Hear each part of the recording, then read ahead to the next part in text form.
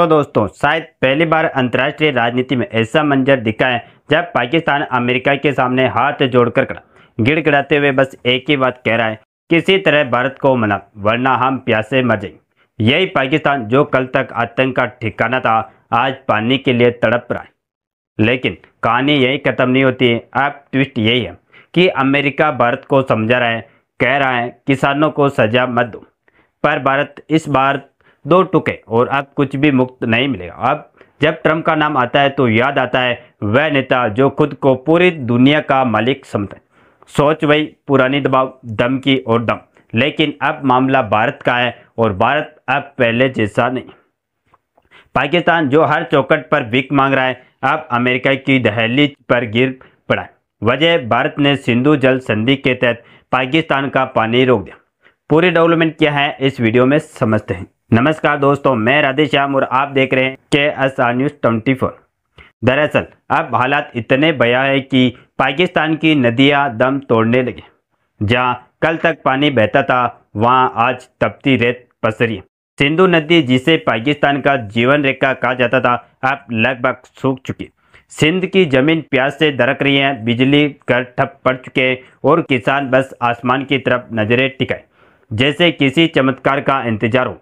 यह वही हकीकत है जो बताती है जब आतंक को पाल पस कर बड़ा किया जाता है तो भरोसे की जमीन भी साथ छोड़ देती।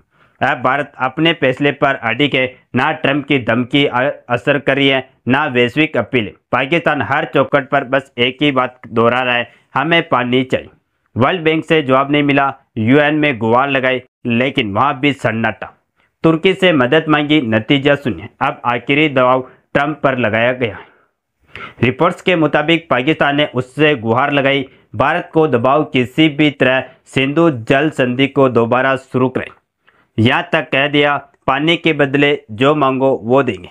अब जरा सोचिए, ये हालात किसी देश की कैसी बेबसी को उजागर करते हैं। और हैरानी की बात तो यह है कि अब ट्रंप के कुछ सहयोगी खुद भारत को सलाह देने लगे, कहते हैं कि आतंकवाद से तो लड़िए, लेकिन किसानों को सजा क्यों दे रहे।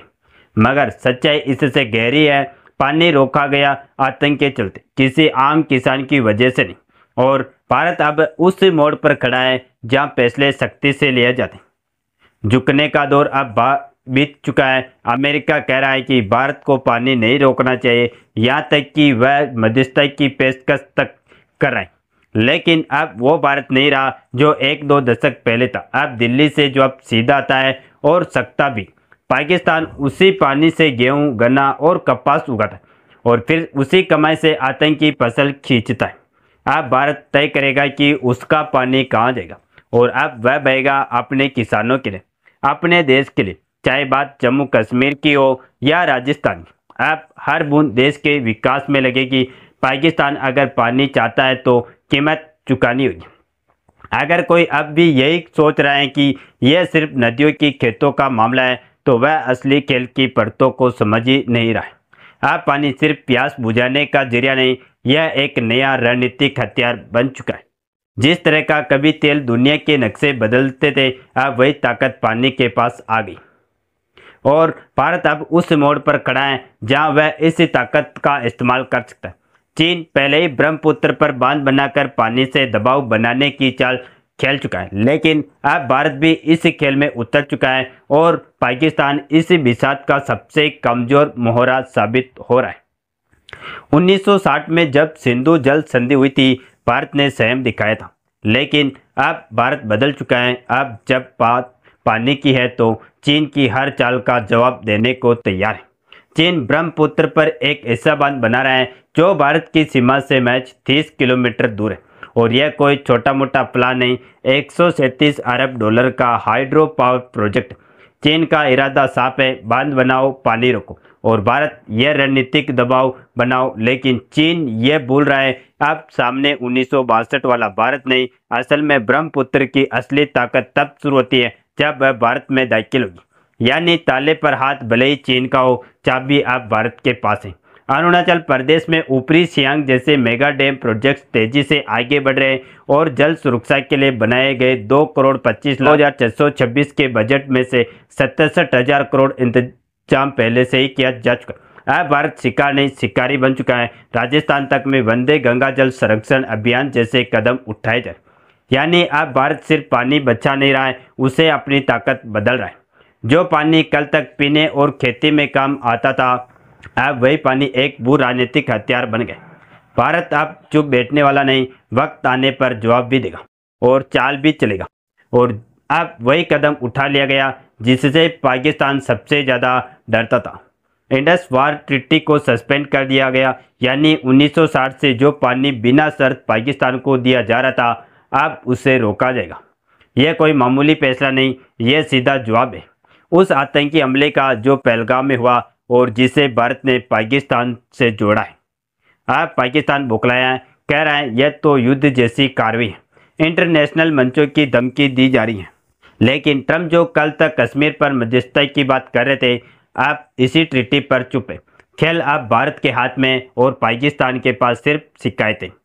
जून 2025 तक हालात ये है कि पाकिस्तान के दो सबसे बड़े डैम तरबेला और मंगला डेड स्टोरेज के मुआने पर खड़े हैं। मतलब अब इनसे निकलेगा तो सिर्फ धुआं, पानी नहीं। पाकिस्तान की इंडस रिवर सिस्टम अथॉरिटी खुद मांग रही है, इससे बार उन्होंने पिछले साल के मुकाबले 20% कम पानी मिला। पंजाब प्रांत के खेत जहां कभी फसलें लहराती थी, आज सिर्फ 1.14 लाख क्यूसेक पानी पर किसी तरह जिंदा है, जबकि पिछले साल यही आंकड़ा 1.43 लाख क्यूसेक था। सिंध की तस्वीर तो और भी डरावनी है, 50% जल की कमी, गुड्डू बैराज में 10% से भी कम पानी और सुक्कुर बैराज में जल स्तर 66% तक गिर चुका। अब यह तबाही सिर्फ रिपोर्ट्स में नहीं, पाकिस्तान की थाली में उतर गई है। 2025 में गेहूं का उत्पादन 9% गिरकर 28.99 बिलियन टन रह गया। एक ही फसल में 200 अरब का नुकसान। कपास की पैदावार 34% लुढ़की और जो लक्ष्य था उससे 50% पीछे रह गई। अब जो कपास कभी अपने खेत में लहलाती थी, वही अब पाकिस्तान को $1.9 बिलियन में बाहर से खरीदनी पड़ रही है, जबकि पिछले साल यह सिर्फ $448 बिलियन का था। साफ है अब पाकिस्तान में ना खेतों में हरियाली बची है और ना खजाने में दम है। और इस पूरे पतन की असली वजह भारत का बदला नहीं, भारत की नीति है। बाकी आपकी इस पर क्या राय है, अपनी राय कमेंट बॉक्स में ज़रूर बताएं और इस वीडियो को एक लाइक करके अपने दोस्तों तक शेयर जरूर करें, ताकि उन्हें भी जानकारी मिल सके। और इसी तरह नॉलेजेबल वीडियो देखने के लिए हमारे चैनल KSR न्यूज को सब्सक्राइब करके बेल आइकन को ऑल पर जरूर सेलेक्ट करें। जय श्री राम, जय हिंद, जय भारत।